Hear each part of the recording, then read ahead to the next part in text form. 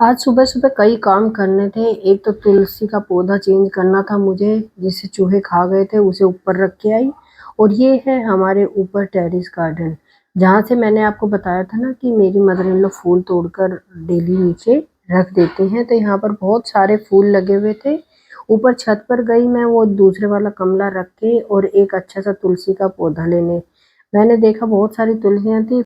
फिर उनमें से एक गमला देखा जो ज्यादा बड़ा भी नहीं था, लेकिन अच्छी तुलसी थी। मम्मी भी ऊपर अपने बालों में तेल लगाकर बैठी हुई थी छत पर, और साथ ही बोला कि ये फूल भी तोड़कर मैं दे देती हूँ, और उन्होंने सारे फूल मुझे पूजा के लिए तोड़कर दिए।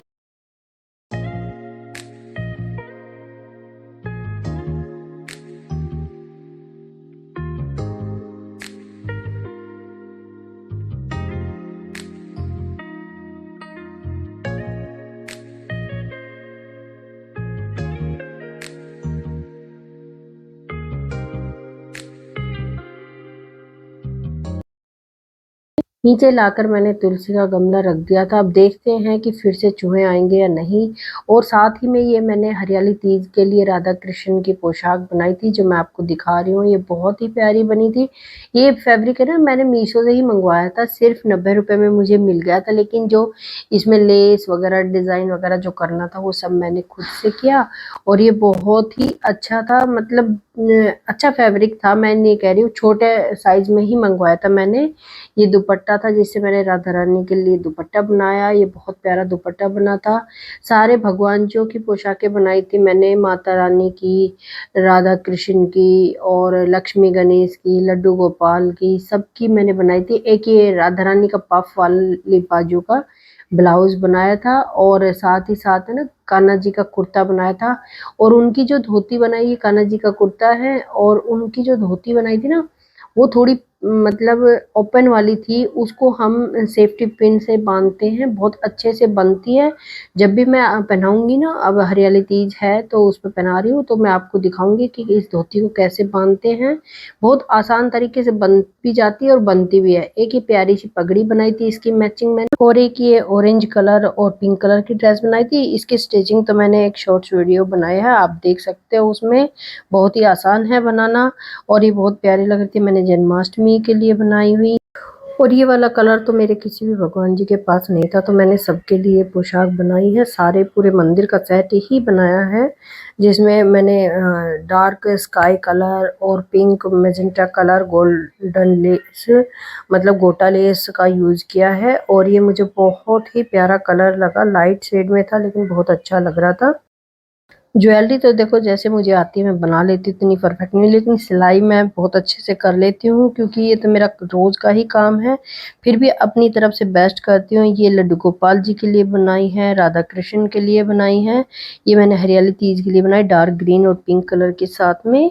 और चोकर वगैरह भी बनाए हैं, थोड़े बहुत आते हैं जो मैं बना लेती हूँ। मैं आपको दिखाई रही हूँ सारी चीजें। और ये सारी पोशाकें हैं जो मैं आपको एक एक करके दिखा रही हूँ।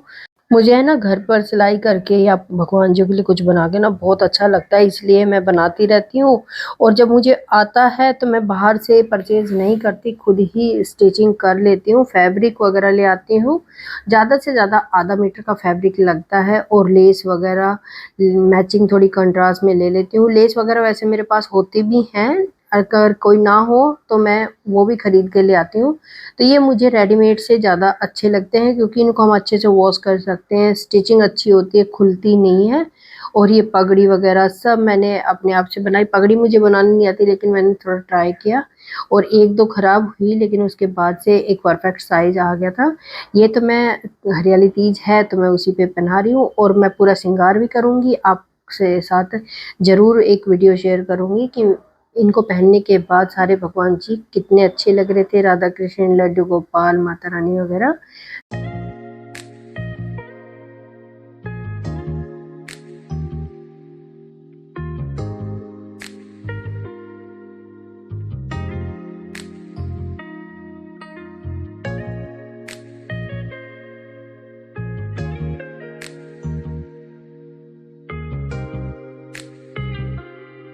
अब इतनी सारी पोशाकों को रखने के लिए भी मुझे एक जगह चाहिए थी। ये बास्केट थी मेरे पास, पर इसमें तो आने वाली नहीं थी, तो एक ये बॉक्स था, तो उसी से सोचा एक ऑर्गेनाइजर बना लेती हूँ।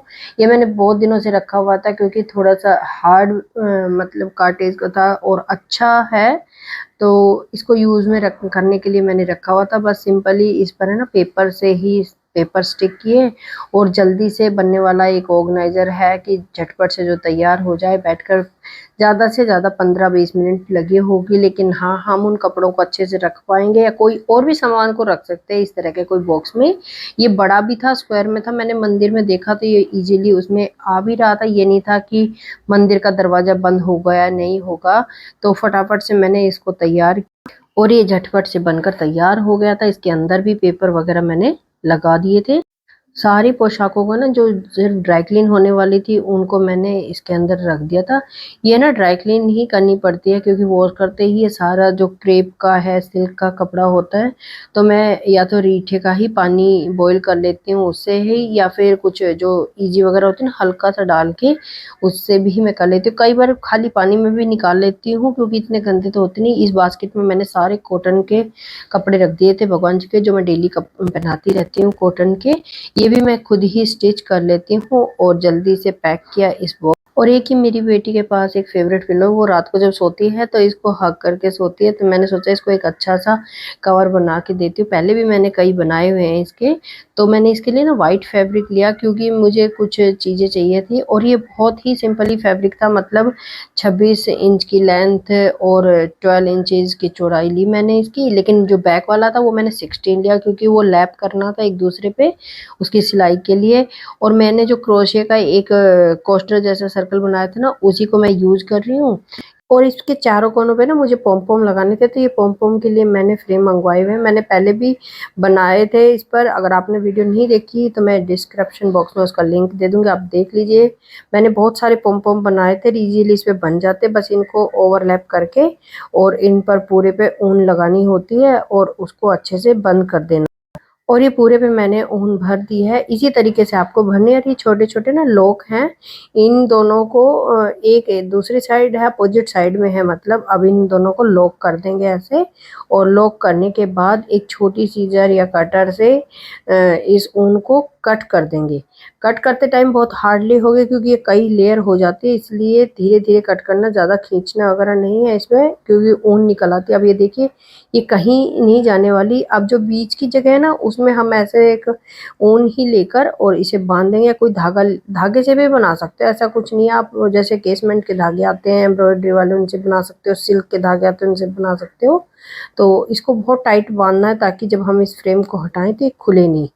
अब इस फ्रेम को ना आराम से हटा देंगे, और ये एक पॉम पॉम की तरह तैयार हो गया। और इसके अच्छे से सर्कल शेप देने के लिए कटिंग कर लेते हैं, और इस तरीके से ना ये पॉम पॉम तैयार हो जाता है। अगर आपको ये पॉम पॉम के फ्रेम जो खरीदने हैं तो आप मुझे कमेंट करना, मैं आपके साथ इसका लिंक शेयर करूंगी।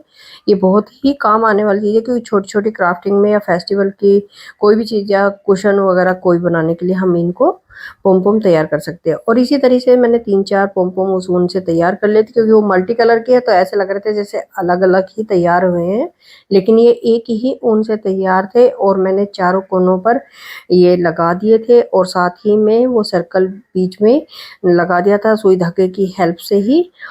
और एक ही प्यारा सा पिलो कवर बन के तैयार हो गया था, बहुत ही प्यारा लग रहा था।